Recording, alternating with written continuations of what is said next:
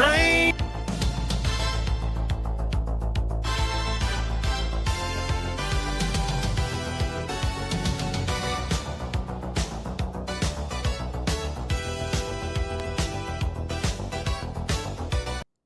What in the name of Rigel 7 am I even doing? Folks, there may be spoilers in this episode, but other than that, welcome to Strange Old Trekkers. Trekkers with that Star Trek jive. Strange old trekkers. Let's talk about it live. Strange old trekkers. Eric, Joe, and John. Strange old trekkers.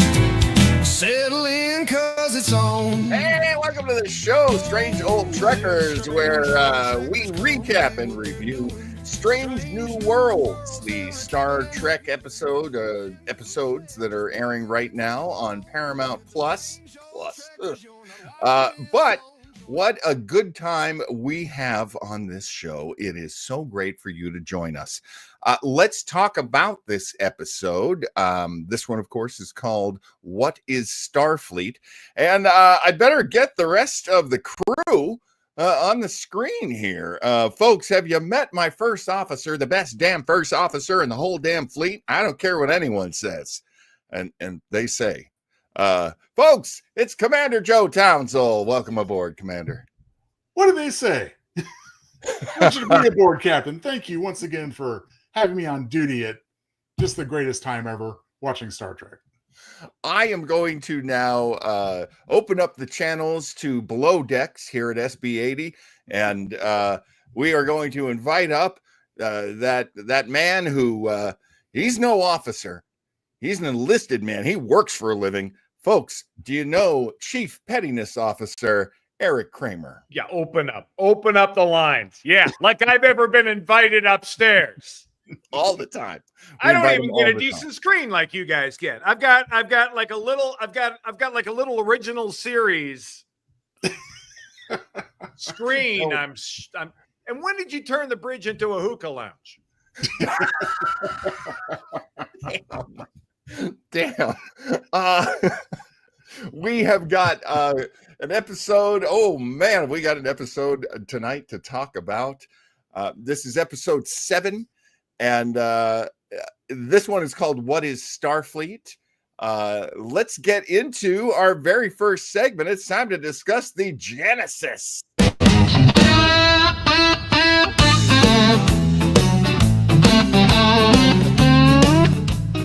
So, of course, here we are in the 3rd season of Strange New World. Time does fly.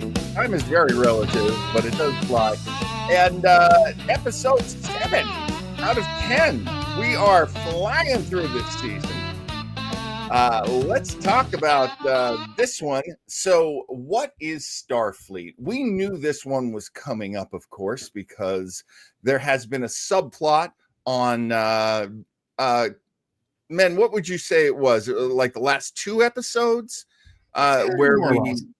Yeah, Ortegas's brother, Umberto Beto, is on the ship with his little floating cameras. The little drones were annoying us, and the one where they found the little, archaeological find, and yeah, I already can't remember what that one was called. I'm struggling myself. This episode, What is Star Trek? I'm sorry. What is that? Hey, Mr. I think that's a bigger question for later. Personally, stick with the show. We will be tackling that question. When we get to the next series, John's going to call it Star Trek Academy. The question that's on everyone's minds. What is Starfleet? Of course, the 7th episode of the 3rd season. This was written by Catherine Lynn and Alan B. McElroy. We've already gotten an episode from Catherine Lynn. She is that writer from Lower Decks who has come on and done, oh my God, I had it. What did I do with it? The character of Talin, the humorless girlfriend on Vulcan girlfriend on Lower Decks, was named after her. Yeah. She she wrote Those Old Scientists, my favorite episode, the crossover of Lower Decks and Strange New Worlds. Of course, neither of you two, I believe, like that episode. is my highbrow response to that, yes. Directed by a director named Sharon Lewis. I think this is her first work for Star Trek, and a very different looking kind of episode. So it is interesting to me that they got somebody who doesn't do the normal kind of hour-long look.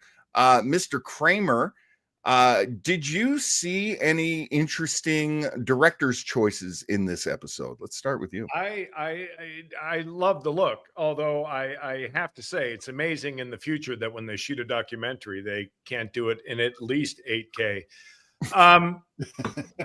But I will tell you what, I'll tell you what, the way that like the film quality that they gave the documentary made this, to me, my opinion, made this episode look fantastic. The ship actually looks like a working ship. That's a good point. I did feel that watching it. The crew's quarters actually felt like quarters. Like the ship felt like a ship. And when you get like when you get the cameras up in the dome of the bridge, looking down, very reminiscent of back when Kirk was on trial. It just looks great. The ship, the ship. Yeah, I said it. The ship actually, to me, for the first time, looks like a real working ship. And I think it was also very complimentary to the actors and as well. Yeah. Having directed TV before, is this a direction you would have gone in to find a lot of different angles and find a lot of different perspectives from? Yeah, I mean, I think you copy what's trending, right? Which is what this episode did. What's interesting was, when I first heard the title, and even in the first 5 minutes of watching it, I'm like, oh fuck, you know what? MASH did it better. Not to mention Grey's Anatomy, Eric. They did it too. Yeah, and Grey's Anatomy, and it really? Just. But I'll tell you, like after 5 minutes had passed, I was drawn into it, and I think that really, I think all the credit goes to the director and sort of the DP and everybody that sort of had this vision of what this thing should look like. I mean, they understood that these drones could get all sorts of different angles. They're doing all that trendy cutaway, in fact, it felt so real at points that I would think some of the characters would bitch about how they were edited. Not the actors, but the characters. That's a great point, because there are definitely characters in this. As we go on talking, we'll definitely chase that rabbit down the hole. But there's a real quality to the picture that I didn't like, that weird, sub resolution they were using. And of course I say that using a pretty crappy camera myself right here at my desk. But yeah, I loved what the actors were doing. I don't know how they managed that, but we can keep going, because honestly, we should dive into. I want to point out on that before you get to the next segment, John, is just I was impressed very much by the occasional. Okay, we're working.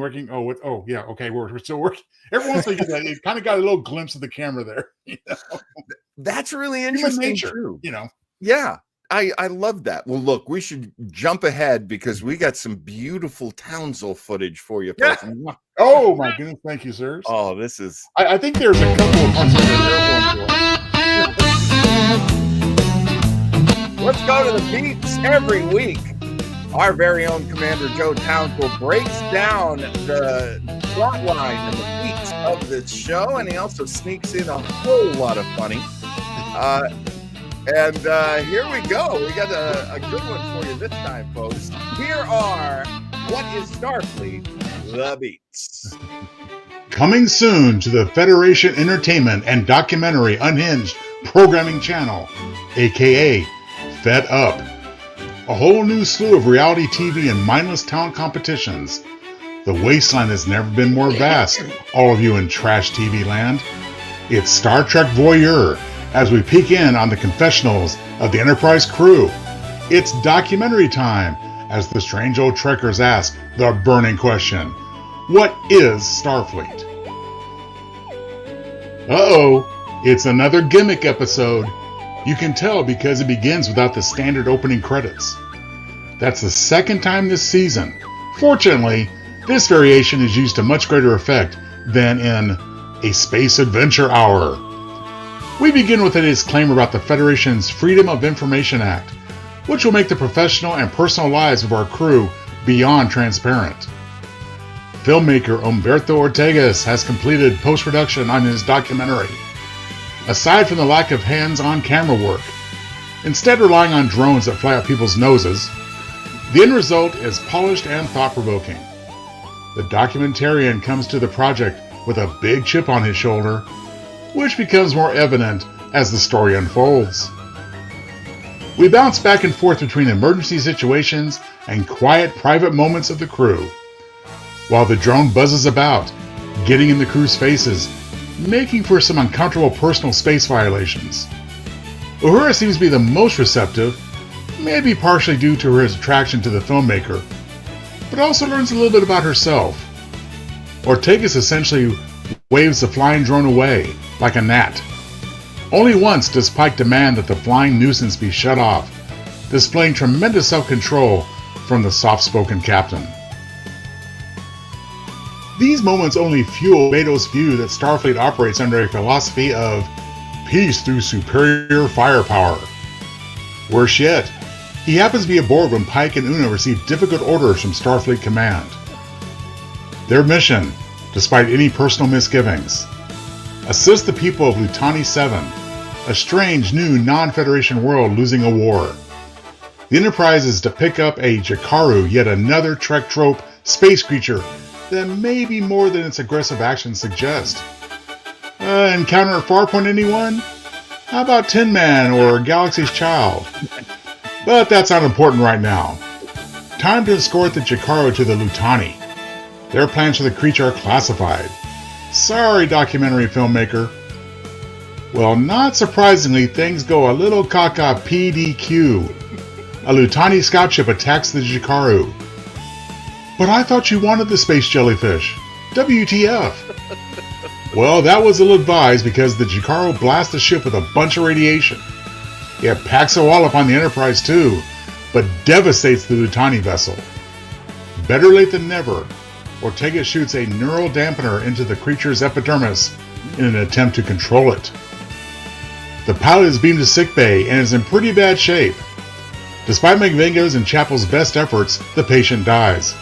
But first, she pleads with the doc. Don't take the Jakaru to my planet. It was all a mistake. We were wrong. A very interesting point of view. Of course, it's all picked up by the drone camera. So much for doctor-patient confidentiality. Beto becomes more intrusive as the documentary continues. Less than ethical methods are used to capture footage, including having the camera drone peek around corners without the subject's knowledge. My Bing is a stick in the mud. His standard response is, no comment. Plus, all of his war record is redacted. What's he hiding? Oh, if you only knew. Some character moments that add some human interest to the documentary. Spock had a buddy as a child on Vulcan, who was forbidden to be Spock's friend because of his half-Vulcan, half-human lineage. Spock's coping mechanism? Go hide in the nearby rocks and mutilate himself, trying to cut away his human half. Huh? Well, thank God Starfleet offered him a safe space where he can be himself and score with all the hot chicks on board. Beto interviews his crush Uhura. She speaks lovingly of the family she lost. He tells her that her old academy roommate was killed during the Gorn incident. Uhura's expression reveals the first chink in the armor of her trust for Beto. Beto tries in vain to get his sister Erica to say something, anything, critical of Starfleet. She blows him off and goes back to restoring her motorcycle. Well, it's time to be a fly on the wall during Pike and Una's top-secret subspace phone call with Starfleet Command. Geez, aren't any sections of the Enterprise off-limits to civilians? At least during classified meetings? Well, apparently not. But at least someone had the sense to order the other end of the conversation redacted from the final documentary. The captain and his number one don't feel warm and fuzzy about their orders, now that it's confirmed they're escorting a living weapon to the Lutani. Worse, the dampener deployed by Ortegas is shrugged off by the Jikaru. Now all we can do is hope the space butterfly doesn't go rogue. Fresh off Pike sharing his own traumatic childhood memory of having to shoot his injured horse, he decides to use the ship to wrangle the Jikaru like a bronco. Yeehaw! But dang it, it doesn't work, as the space creature slips out of the lasso. Uhura tries to tell Pike that she, Chapel, and Spock are working on a way to communicate with the Jikaru. Hey, that's 2 episodes in a row where the Enterprise shoots first and asks questions later. Maybe Betos is onto something here. Well, no matter. Pike tells Uhura that he doesn't have time for this talking it out nonsense. Instead, let's fire another neural dampener into the Jikaru. Well, now it's really pissed. The creature fights back and knocks the crap out of the Enterprise. Pike is also pissed. Get that drone out of my face! Uhura puts the filmmaker off the bridge. No problem. He'll just tap into the ship's computers to spy on what's happening. Later, Uhura has a private chat with Beto, apologizing for her abrupt behavior earlier. She gently kicked a civilian off the bridge so his safety isn't compromised and he isn't underfoot. How dare she? But her regret is short-lived as she notices the drone camera lurking nearby. Did you have that thing filming us while we were doing the wild thing last night? Beto assures her that he didn't, but now she's pissed and leery. She storms out of the camera frame. Okay, wrangling the creature didn't work, nor did injecting it with another dampener. Well, Spock, if you think you can communicate with this thing telepathically, go for it. You, Uhura, and Chapel take a shuttle and see what you can do. The trio is making some progress when a Lutani warship shows up. You Federation turncoats are trying to steal the Jikaru for yourselves. So, naturally, the Jikaru attacks again. The telepathic link is broken when it overwhelms Spock. Things are dire and the situation is grim. Spock and Chapel are brought into sickbay on anti-grav stretchers. Uhura has a bloody nose and is quite shaken. Obenga has to put Spock into an induced coma. Who can communicate with the Jikaru now? Why, the lovely communications officer, of course. Pike, having used his allotted minutes for strong command decisions in this episode, shrugs and tells Uhura to go for it. Uhura's forehead is fitted with a futuristic doohickey, and she taps into the Jikaru's thoughts. The big twist, as depicted in several past Trek episodes, is now revealed. The Jikaru was not evil, just misunderstood. In fact, the poor space thing's aggression is not even natural.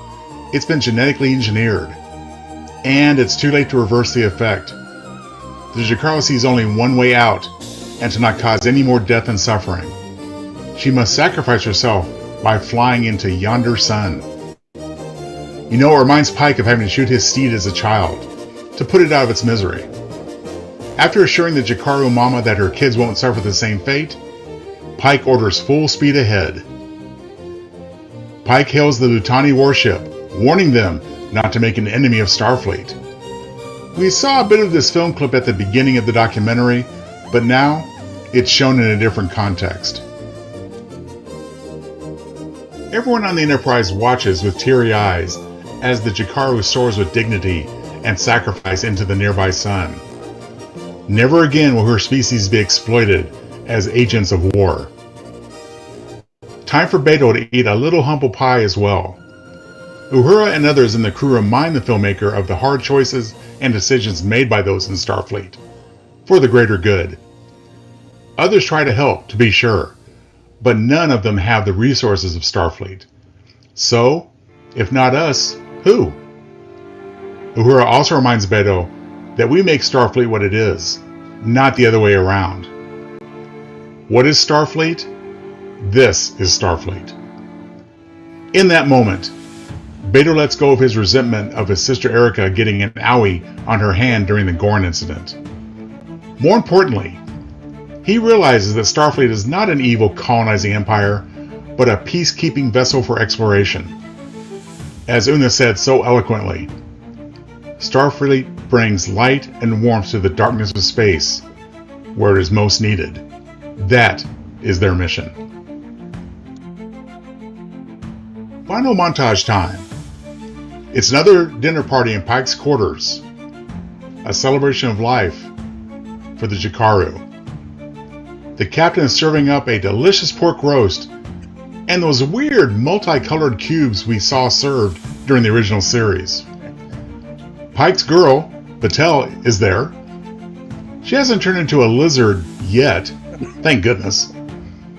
The documentary concludes as Eric reminds her idealistic, but sometimes ill-informed brother. The Enterprise is an extension of their family. This final point is brought home as we are given a taste of life on the immortal starship. As good old Walter Cronkite used to say, and that's the way it is. And truckers, that's a wrap.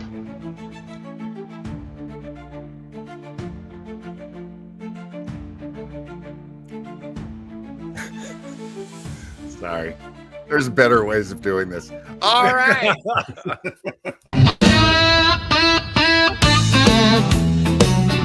As we always do, once we have listened to the beats, then we get into it. Anything anybody wants to say about this episode, this is the time to say it.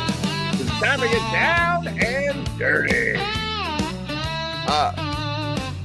Mr. Kramer, what did you think by the time you got to the end of this episode? Or, you know, tell me what order you want to tell me in, but by the time you'd gotten to the end of this episode, how did you feel? I know it's a terrible question. I have to say, this is easily, as flawed as this episode is, this is easily for me the best show of the season so far. Wow. Easily. Wow.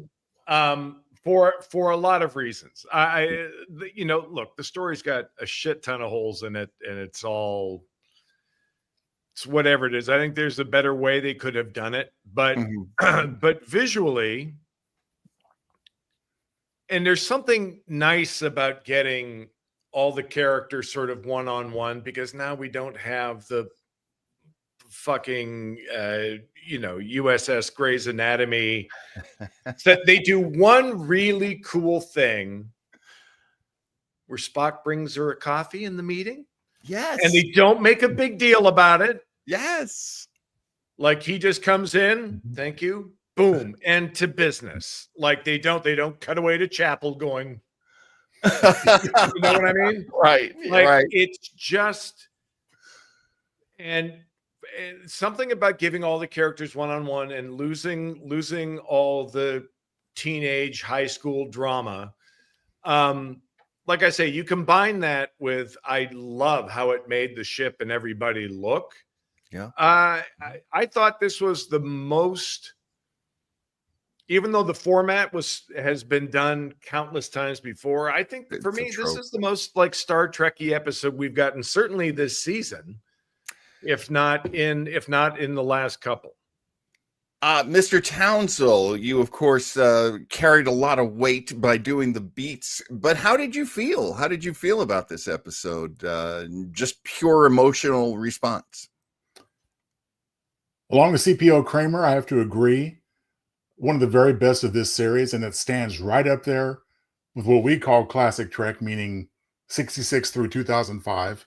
Yeah, yeah. And, you know, it taught me a lot. It taught me not to preconceive and prejudge, because I fully expected to hate this episode. Oh my God. I went in, I went in expecting to just fucking yell at the screen. Yeah, well, yeah. it could have very easily gone south. Now, what this reminds me of, I mentioned a few things. I forgot The Devil in the Dark. I forgot other similar episodes. But above all that, I'm reminded of Encounter at Farpoint and in the behind-the-scenes aspects, in the sense that that was originally a 1-hour series premiere for TNG, had no cue. Right. And then a lot of people say, well, Roddenberry wanted his name on it, so he added the cue elements, took half the writing credit. We can debate that on end. Yeah. But the end result is this for me. It enhanced that story a lot. Same thing here. We could have just had the story about the alien. Would have been good. Would have been derivative. But I think the gimmick here, and that is what it is, it's a gimmick. Interesting. Actually works for the story for a change in this series, not against it. Completely agree. Yeah, yeah. I definitely see what you guys are saying on that. And it also was kind of classic Trek to me, in the sense of the original live action episode of The Next Generation called Lower Decks, where we see everything from the perspective of the lowest level ensigns on the ship. And I liked that. I liked that we were watching a Star Trek episode from another perspective, from sort of an outsider perspective. That was cool. And I also thought this was kind of a clinic for the actors. This was a way for them to present their characters not through a script, but through these interviews, through the sharing and the not sharing in some cases too. I'm looking at you, Dr. Mabenga.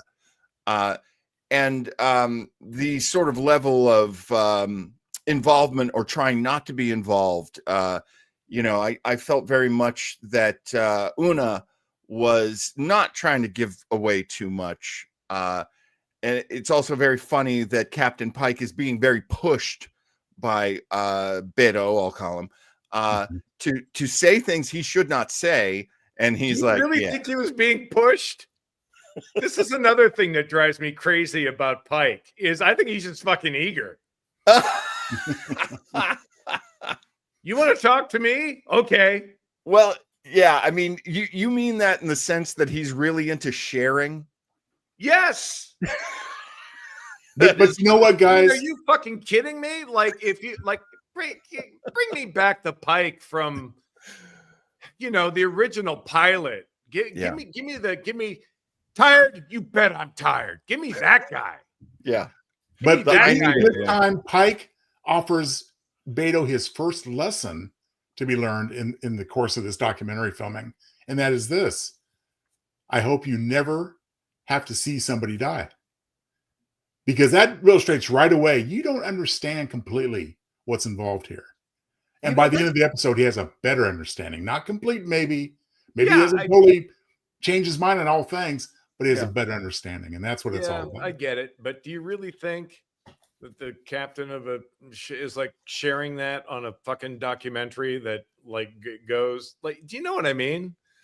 I think there was a challenge there. I think he felt that Beto was challenging him, and he was willing to answer that challenge by basically saying, little boy, you don't know and you don't want to know. Especially with all of the tragedy that they've had recently. I mean, not even recently, but this 5-year mission has had a lot of death and a lot of loss. And there are scenes of that Beto uses in the film. And that was cool. I liked that. That worked for me. I'll tell you what also worked for me. I thought that these aliens, the Lutani, I thought they looked cool, man. Yeah, I thought they looked great. I thought they aliens looked in great. this series I were think that was phenomenal. just all part of the look of this piece. Yeah. And I also have to say, people laugh at me all the time, and I'm like, I have no idea why anyone would find this funny. I love Godzilla. I love Godzilla. I love all the Toho scope monsters. I love all of those characters. And when I see Mothra, I'm always fighting back tears. Mothra to me is this beautiful angelic monster, and she's always used so well, and she is a she. And so the monster in this one, I was like, Mothra, it's Mothra. I wanted to see. I was always a Gamera guy myself, but I respect that. I love Gamera as well. Gamera's a big sweet turtle. I love him with rockets coming out of his little leg holes. I love him. But yeah, when I saw the creature in this, I was just like, oh yeah, you got me. That's a beautiful creature. I love this creature. If there's one thing for me that, at least initially, maybe the first third of the episode, that kind of where the documentary format kind of worked against it, made it a little harder to follow for me. It took me a few minutes to kind of catch on what was going on because of the cutting back and forth and the non-linear storytelling, which I guess I should appreciate because it's challenging, and it did come together. So I think it worked perfectly with my ADHD. Oh, interesting. Okay. Yeah, I never lost a step on that, but I do have a weird attention span, so that's an interesting division right there. Now, John, you mentioned in the green room that you had maybe a little bit more critical than Eric and I are on this one. What's your reservations? I'm kind of jumping to the last portion of the show here, so forgive me for that. But this was my problem. We knew from the beginning that the documentary was very like, they're good, but are they? They're doing good things, but are they? Like, this whole pattern of like blaming them. And then when he brings up colonialism, that was like, oh, we're really walking on eggshells here. Because if you bring that up right now in the political climate, like people don't have good things to say about, a big ship full of a lot of white people and a lot of Earth people, going out into space with guns. This has been brought up before. It's interesting it's being brought up. And then we get to the end, a huge spoiler here, everybody. We get to the end, and Uhura's like, wait a minute. This is about you being mad about your sister, isn't it? And I was like, oh, God. And of course, he's such a baby. The character of Beto is just such a... I could really go for not seeing that character ever. I think he served his purpose. I think I hope that character is done, honestly. Nothing against the actor, but oh my God, I don't ever want to see that character again. Well, just like the nurse the first couple episodes, he was brought on, he died serving his purpose, he's gone. Yeah. I'm sure Beto is as well. I mean, you're an author, Joe. That's the smart thing to do. That's how you think. You think the smart way. I'm not sure I trust them, but yeah, I hope we never see Beto again. Well, let's put it this way, guys. If these were like the old days when we had 22 to 26 episodes per season, maybe they'd find a way to bring him back in. But I think they're smart enough to say, okay, we got limited screen time here, so we're done. And I'd be very surprised if they use that character again. Is this a revelation in this episode, or is this something that you'd always thought? And Eric, I'll start with you. That a lot of people in Starfleet, and specifically on the Enterprise, lack family. Like they've lost someone. Like Ortegas's mother had been dying when she was in the academy, and we know Uhura lost her entire family, shortly before she joined. Spock, right now, well, he's got a sister somewhere, but right now, and a brother somewhere. But he's most accepted here. You know, everyone kind of lacks family on the ship. Was that something that you saw coming or something you'd already clocked? Yes. What's your question?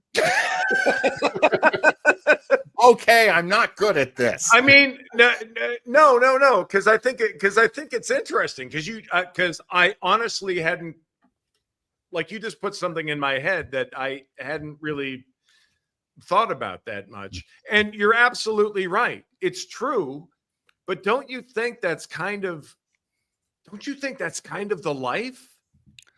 I wonder. Yeah, I mean, maybe with You know the what military, I mean? It's yeah. like early sailors. Well, go Right. back to They Star Trek 5. all have a drawing of the woman back home that they won't see for 2 years. Right. But right. do you know what I mean? Like that's really interesting that you bring that up, because it yeah, Joe, doesn't surprise me either, John, because if you go back to Star Trek 5, remember the campfire scene? There was a big discussion about men like us don't have families; they adopt each other. Right. So as Eric says, it's the life. I mean, that's kind of the way it is with most. I think families became, you know. And that's why I think that's why I just dug the one-on-ones with all the characters. Yeah. There's obviously the stuff where the camera keeps rolling and they have an intimate conversation pissed me right off. But there's no other way to tell the story. So I can look past that. I absolutely agree. I think there are a lot of things in here that annoyed me, but because we started with the trope of the interviews and the hidden cameras at times and the I actually kind of liked the okay, are we ready to do this? He's been recording her for like 3 or 4 minutes, but he didn't tell her. And so we know what kind of person he is through his filmmaking. That's oh my God, he loves to sabotage people. I was going to say he's a sneaky little shit. He is. He is.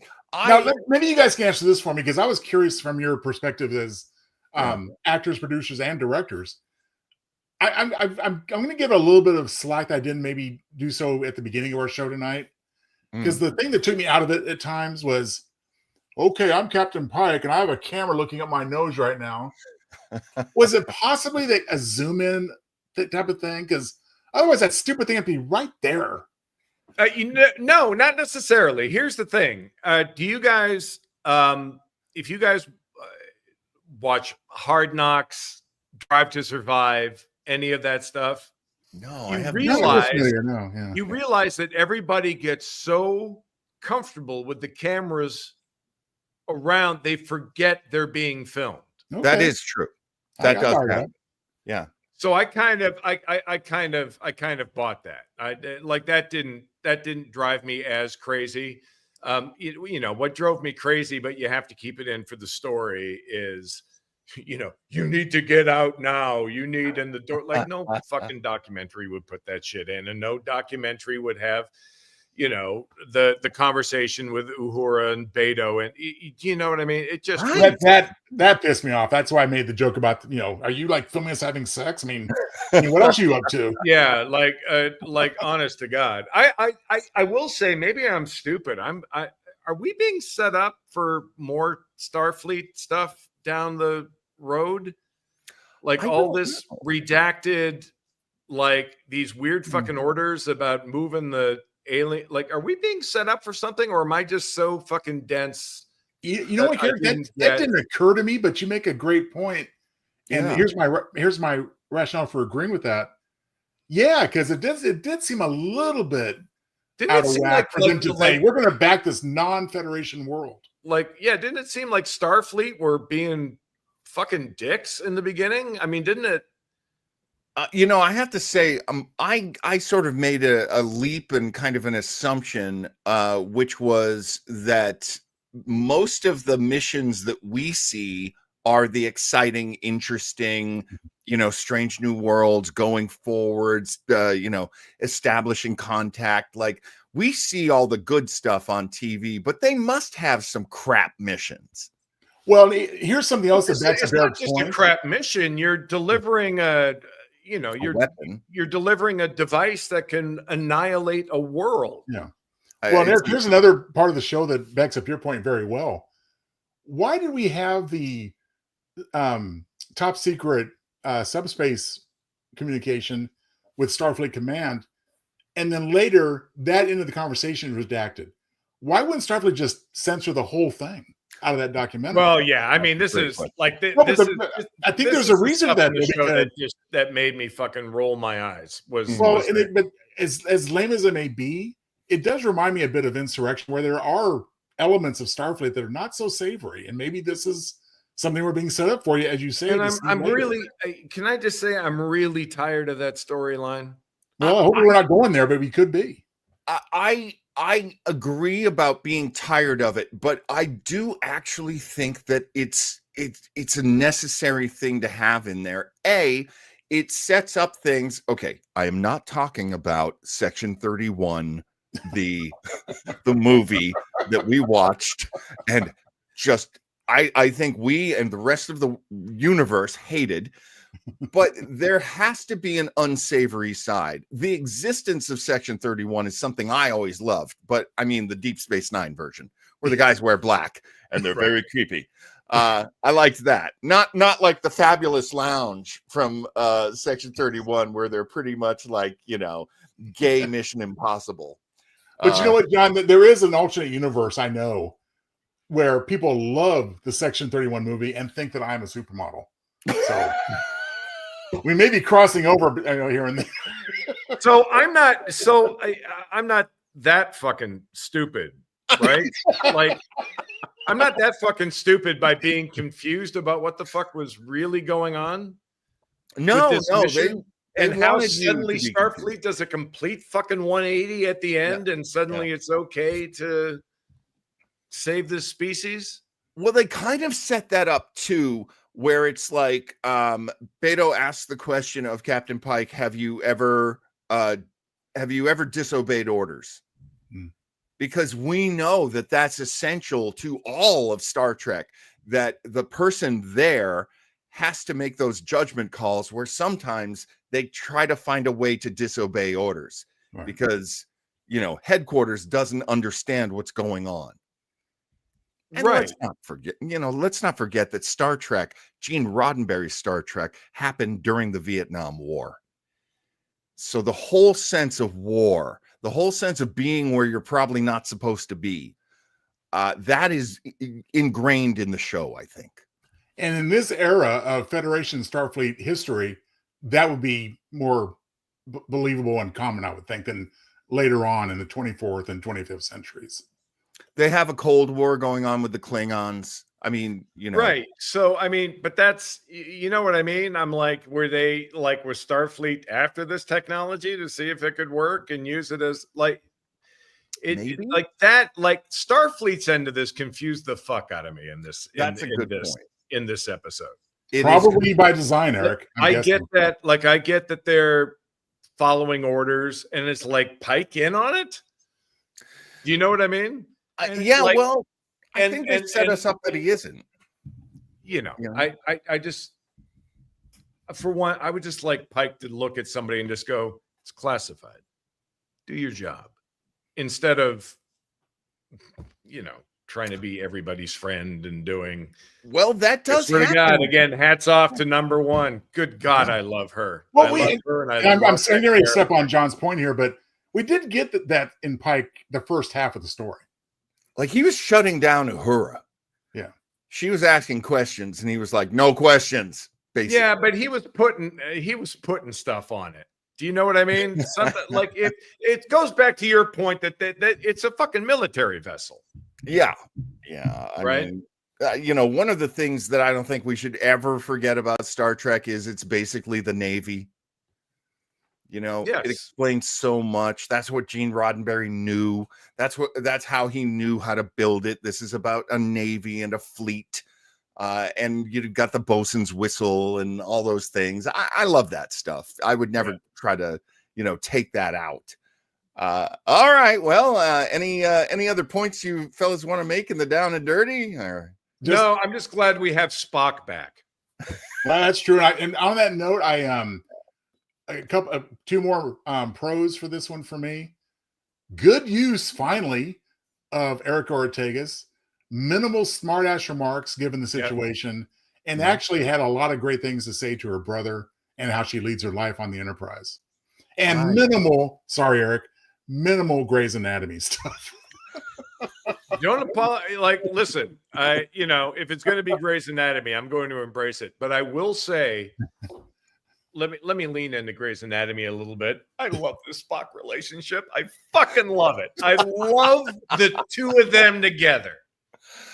I think it makes both characters better with the two of them together. And that, oh my God, I love the two of them. It makes me dread their inevitable parting, as a matter of fact. Oh, that's I am. I do. I'm like, oh, don't fuck this up. Don't do well, that. They hopefully they won't, but at some point, I mean, it has to happen, right? Yeah. But I'll tell you what, like the coffee bit was perfect. Yeah. If it were me, we've had 2 episodes now where Spock has been fucking Spock. Yeah. If it were me, I would already be planning season 5, which we know is going to be, Joe, is that 5 episodes or 6? 6 episodes for season 5, yes. I would probably kick off season 6 with killing off Miss Chong. La'an? La'an. I would probably. What season 6 are you referring to, John? Oh, I'm sorry, season 5. Well, okay, I thought that's what you're trying to make sure that. Yeah, at the beginning of season 5, I would probably kill her off and then have everybody deal with it because she doesn't show up anywhere else. And I don't know that's necessary, John. I mean, she could look. Season 5 is going to lead into Star Trek Year They're 1. not. Nobody is fucking attached to anything. Obviously, they have played fast and loose with canon and everything else. Yeah. So, honest to God, at this point, anything's possible. Well, look, it doesn't have to break canon. Spock's cabin, and they sit and they meditate to get like. Yes, that was some sexy meditating. I am so happy for. But do you know what I mean? It wasn't like Spock meets her at the door in a fucking bathrobe or in his gym shorts or something. Like she comes in and it's all sort of very spiritual and it's very fucking Spock. Yeah, it's very especially Spock. After everything that he went through trying to do the mind meld. Like, I just love the two of them together. Like it fucks that up for me. Oh my God. Well, and let me go on a rampage. Let me say there was a thing that I got because every once in a while they'll show a preview for the show you're just about to watch or like a preview for the series on Paramount Plus. So they did that. I had never seen this commercial before. And they were like, in this season of Strange New Worlds, there will be new worlds and new civilizations and new romances. And I was like, oh, you guys were telling us all along you were going to do this. I ignore your promos, so I didn't know. But listen, the last point I want to make in Down and Dirty is this. I'm hoping this is the way it goes. Season 5, the abbreviated 6-episode season, is going to at least partially lead into Star Trek Year 1. That would make sense. La'an can just simply get reassigned, get promoted, go elsewhere, come back in Year 1, maybe in an occasional guest shot. I would think that would be wonderful and very appropriate and would not violate canon. I guess what I'm saying is I would rather see her get killed off than watch her and Spock break up. And maybe, oh yes, I'm so bought in, that I'm like, oh, yeah, I don't want to see them break up. Kill her, you heartless bastard.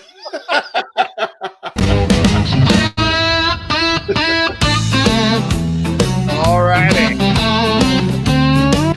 Again, a character-heavy episode, so I didn't have too many problems myself coming up with an MVP for this one. I got mine. All right, Joe, let's start with you. Who's your MVP from this episode? What is Starfleet? For me, easily, Uhura. Not because of just what the character does and says, it's what she embodies in the philosophy of this story. Yeah. Communication, which leads ultimately to at least tolerance, patience, maybe understanding, maybe even acceptance down the line. The core values of Star Trek are all here, and it's all funneled through her. And the performance by Celia Gooding is top notch, first rate, brings it home very well, beginning to end. So for me, it's a her. Yeah. There was some lovely singing in there, which reminds me of Nichelle Nichols. Uhura. Oh my goodness, yes. Lots of close-ups on her face. I actually had moments where I was watching where I was going, "Thank you, makeup department," because oh my God, she's so beautiful. Those super close-ups. No, they need to do another horror episode where they make a close-up of this face. Sorry, I couldn't resist. But yes, Uhura, she's a very strong player in this one. You agree, Mr. Kramer? Oh, I completely agree. I love that. I love what they're doing with that character. I love what she brings to it. I love her as an actress. My MVP goes behind the camera. Oh, wow. To the director and the DP and everybody that laid this episode out and visualized it, because they gave the actors the opportunity to go somewhere different and show us a side of, show us a side of these characters that we haven't seen.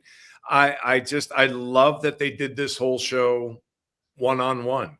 Like all the singing, like the Pike thing drove me crazy. But everybody, and did you see number one shoot him a look when he was like, he starts rambling on and she's beside him and she goes, "Oh yes, you're right." that little look of, "You're the captain of this fucking ship. Would you fucking take it easy?" And part of her explaining to the camera what she does is something we've talked about quite a bit. I love her, and I just love what she brings to that character. She's solid. Like if you're Gene Roddenberry right now, you got to be going, "Yeah, see? Right. What did I tell you?" Yep. This is, yeah. And now let me ask you, Eric, how I want you to guess, and I know it's not fair to ask you to guess, but how would you normally the way a director works on an hour-long series is you're running and gunning. You got so many shots and you really need to get through them. So what you do not do is you do not rehearse the actor's dialogue. But so much of what's happening in this are these character shots that go on for minutes. Yeah. And how do you make the acting happen? Is that a different kind of director or different kind of directing? No, I mean, I think, look, I think the actors are hip to it. It's this weird, like some of the actors get caught in this, oh, I have to act like I'm going in front of a camera, but they lose it pretty quickly. Yeah. Like what, and obviously they had more than one camera running to get, all those shots. Yes. And I'm sure it's got to be weird for the actors, and slightly you can tell that it's not, it's not what they're used to. It's a different job. It brings out a whole other flavor in what they do. Yeah, it's a whole different kind of gig. And like I say, a lot of these shots are just straight setups, not like not a whole lot of fucking action to them. So you can spend a few takes on them. Yeah. And let them get, like it's just you talking. Take your time. What'd you think of that? I keep thinking back to what is that? Oh God, there's a clip on YouTube of Chris Walken. And he gives Spielberg like 4 completely different takes. I'll send it to you guys. I can't. Yeah, please. My Alzheimer's is preventing me from remembering what the movie is, but it like 4, like, and it all comes from, well, what if he's thinking about this? And Walken just surrenders to it, and he goes to one shot is this insanely emotional piece where Walken just taps into something. Yeah. Taps into something, and you can feel it. And that's, what makes this episode work for me is that you can tell that they're just sort of going for it in the moment, you know? Yeah. I have to say mine, and I'm very proud to say that Mr. Billfold guessed it too, or made the same decision. Dr. Mabenga in this one. I loved him in that. Oh my God, his interviews were my favorite. His interviews were my favorite. I mean, God, that guy needs more airtime. I swear to God. Right? Like, he carried more gravitas in fewer words than anyone else on the show. And granted, that's about writing, but it's also about acting. Oh, of course it's about acting, because if the words aren't on the page, you got to convey it through other means, through the performance. With very few words, like, oh my God, what is it? Still waters run deep. Like, holy fuck. Honestly, I was thinking of it. Oh, go ahead. Like, bring him back. Do another interview with it. Like, don't let him off the hook. Pressure him. Yeah. No. And see what he does. In art, you refer to it as negative space.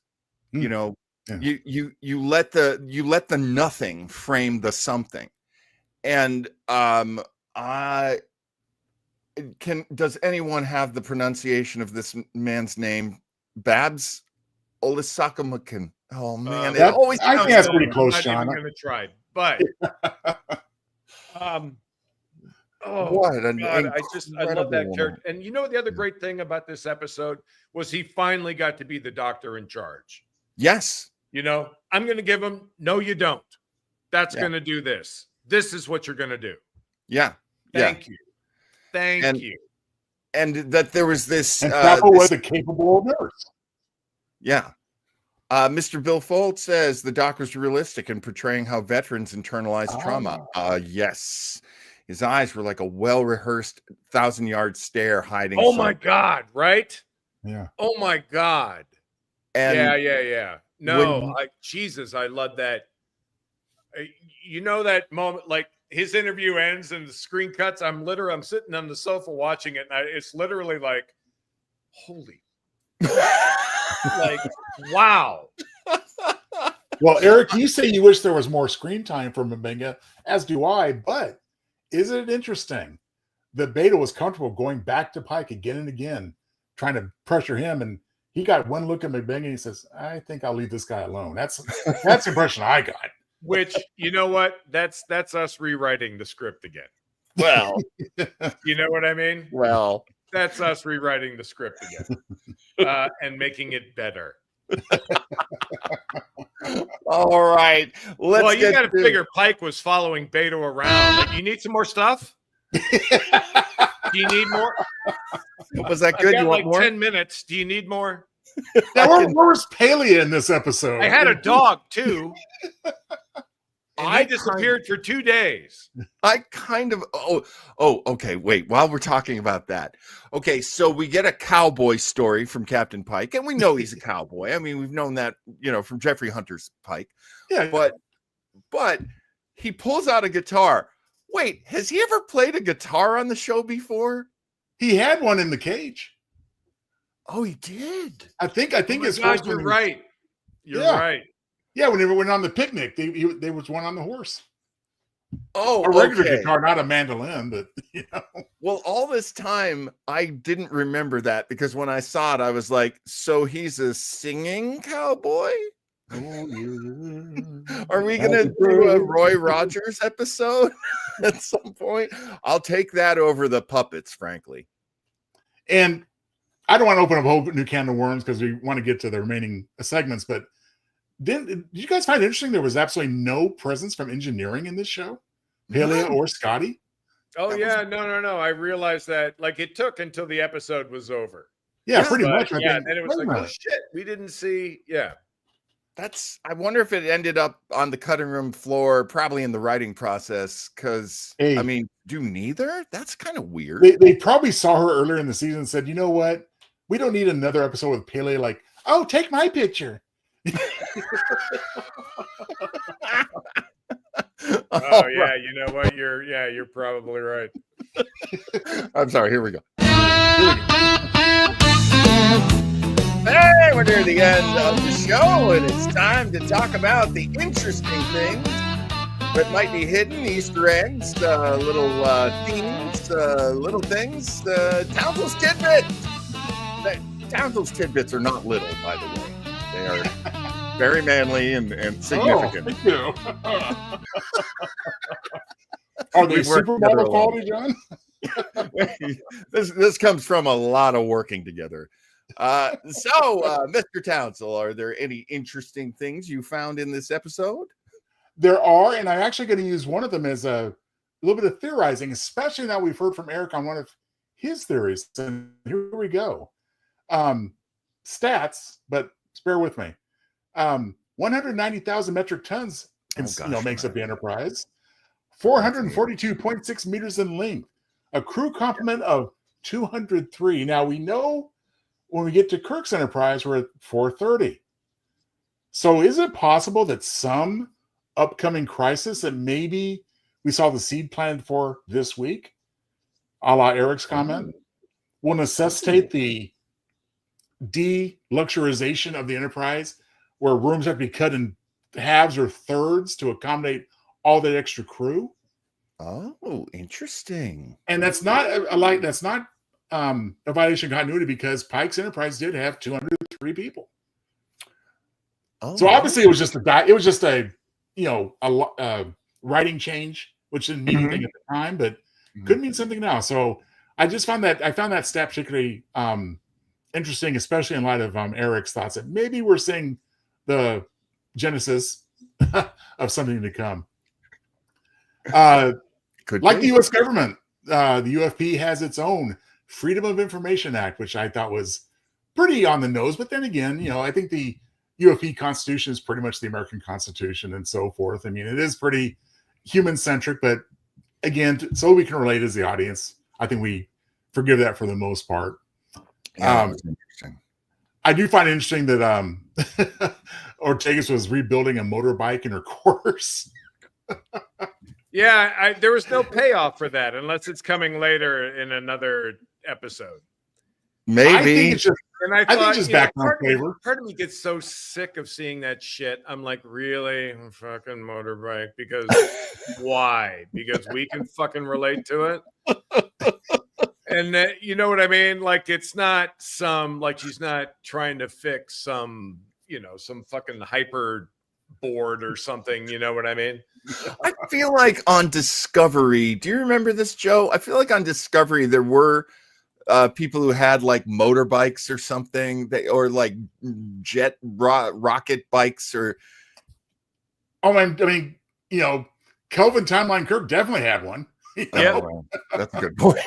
Yeah, a dune buggy, for God's sake. Let's take the motorcycle down to the planet. That would really help out in performing the mission. Otherwise, just sits in the closet most of the time.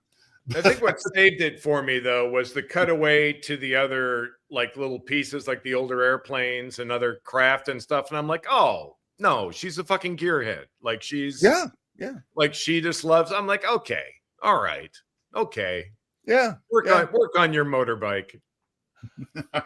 My last tidbit is: can you ride a motorcycle in a holodeck? Well, yeah, because you can walk city blocks in a holodeck.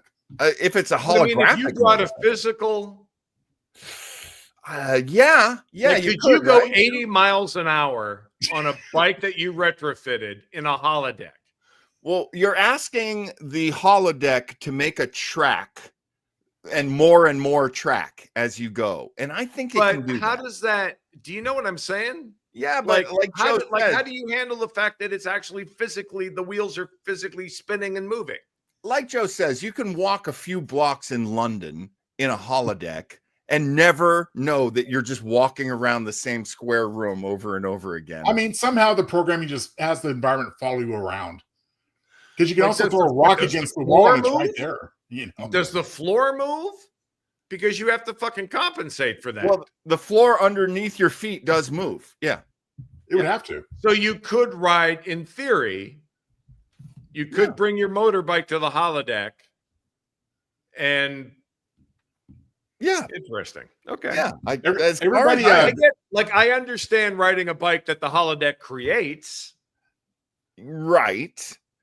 But the bike would just be like you. If you're walking down the streets of London and you walk several blocks, it's the same thing as if you had a motorbike. It's just as faster. It would probably drain more power and probably kill more people in the Enterprise. Well, certainly on this timeline. fellow trekkers in the audience, you've just seen a sneak preview of our upcoming special episode. How the hell do holodecks work anyway? Watch out for that. Where the fuck does she? What does she do? She ride it down the halls? Like what? I wouldn't be surprised. Look, one of my favorite things about Lower Decks is how Boimler has to he gets like one of the worst jobs where he has to clean out the toxic waste from holodecks because people constantly use bathrooms in there. He's like, you're kidding. I never use the bathroom when I'm in the holodeck. It's like, well, everybody's not you, Boimler, so go clean it up. I just had one more tidbit, and I think it worked in favor of this particular episode, this particular story. I'm not in favor of this generally, but at 40 minutes, 40, this was the shortest episode so far. Oh, wow. 40 minutes. Oh, interesting. It didn't feel that short. It did not feel short. It actually felt kind of long to me. But not in a bad way, just because it was a lot going on and very intriguing. But yeah, 40 minutes. I think we got to give some credit to Mr. Billfold here, who said here it is. He said, seemed rushed. Well, 40 minutes. Well, I guess he picked up on it too. Yeah, absolutely. Well, I mean, it does get into the shit pretty quick. Right. Like the whole episode starts off and you think it's going to be one of these classic sort of, debate Star Treks where, what is right, what is wrong, what are we doing? And just as you sit back to get that, you get boom, fuck, this thing's alive. Holy shit, it hates us. Back off, God damn it. It goes, it gets another advantage to it being a more tightly paced 40-minute episode. It gives Mr. Billfold a chance to watch the whole thing while we're on. So he can come back when he's done and talk about some more. He was like, I haven't watched this one. Hang on. And he watches it and he comes back and he's like, yeah, it felt a little rushed. I love that. Thank you, Mr. Billfold. Thank you. This is not a tidbit, but I do have to say, look at Steffi's name. Whoa. The scientist who dies on, and by the way, when the scientist dies on the table and the cameras go right in on her, I'm like, oh no, you don't do that with dead bodies on cameras. I don't care what millennia we're in. Does her family know that you put that in the movie? But this actor's name, Di Domenicantonio. Hey, good, very good, John. That's some good Italian right there for Dr. Good. I wonder if the gentleman that plays Dr. Mabenga, if they're both single, if they got married, would she try to hyphenate their names? Now, I'd like to see that. See that? That would make me very happy. Well, she's Canadian. That makes sense. Well, I mean, most of your guest stars up there are going to be Canadian. And if you're making them sit in a makeup chair that long, they're definitely Canadian. But yes, again, kudos to the makeup, the alien makeup throughout this series. I mean, gone are the days, thank God, of let's slap something on the forehead and you're done. One more thing on the forehead. One more thing on the bridge of the nose. There was a Bolian in this. Well, actually, there were a handful of Bolians in this. Oh, that's right. I forgot about that. And there was a I don't want to say Talaxian, a Talarian. Who are the bearded guys from the original series that are very argumentative and kind of pig-like? Tellarites. Tellarites. The pig guys. The pig guys. The stubborn pig guys. No, thank God Neelix hasn't found its way to the Alpha Quadrant yet. Chris says, I've dated Italian girls with worse names. Hey, no one's saying it's a bad name. Honestly, a good long name is a fine thing. Gives John a verbal workout, which is awesome. And I'm not just insulting an African person. I'm also insulting an Italian person. Equal opportunity offender. Good for you, John. Gentlemen, I think that might do it for this week. Oh my gosh, I can't believe I forgot to upload this video. Give me 1 sec. Give me a sec. This is interesting. She's credited for this episode in 2022. Wow. I guess that's possible because we had a big delay in getting this to the air. Oh, that's right. The writer's strike hit this season really, really hard. Yeah. So, yeah, wow. She's probably waited forever for her family to be able to see this. I was going to say, I promise Mom and Dad's going to be on real soon. No, seriously, we did it. They told me it was going to happen. Okay, here we go. What have we learned? What have we learned? What have we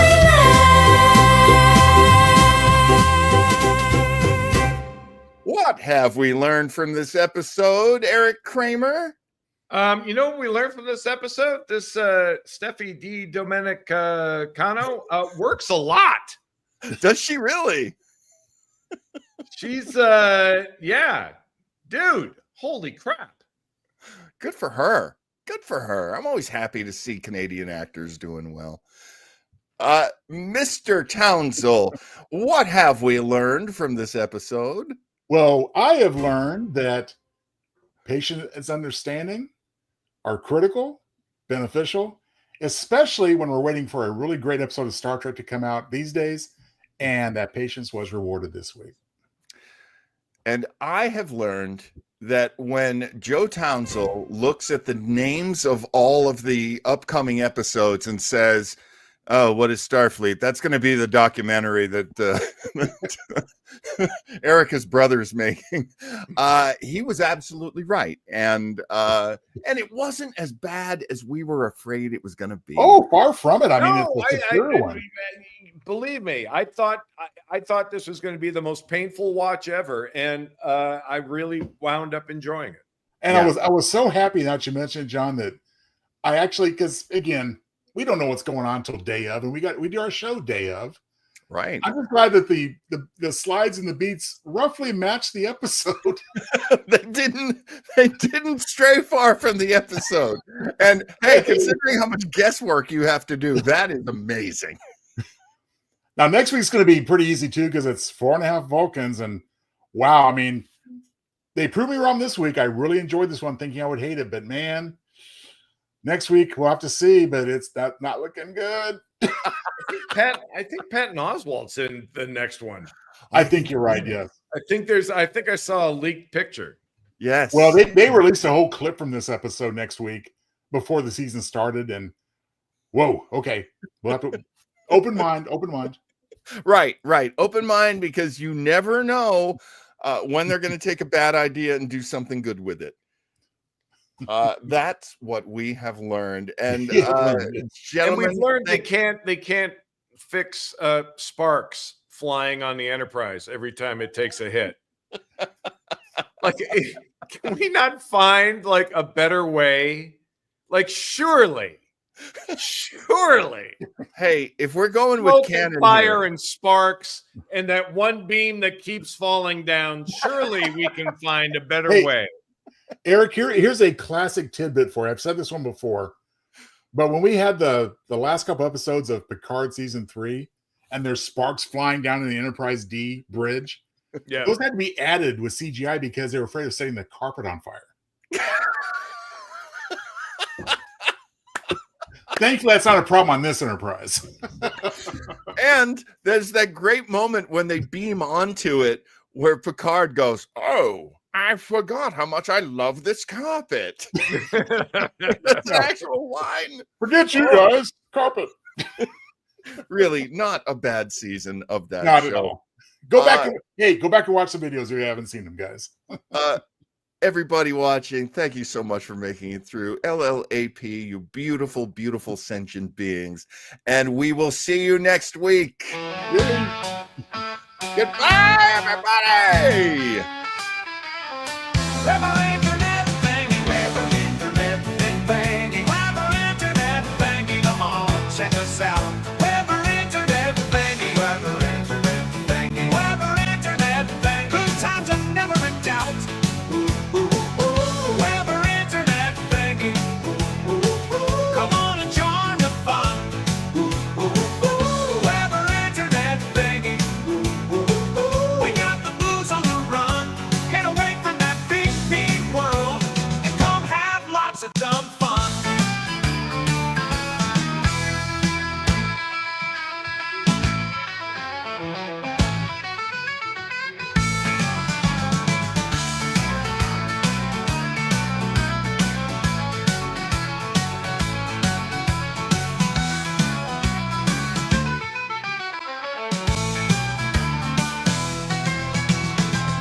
Get away from that big, mean world and come have lots of dumb fun. Ooh, ooh, ooh. Ooh, ooh, ooh. Ooh, ooh, ooh. Ooh, ooh, ooh.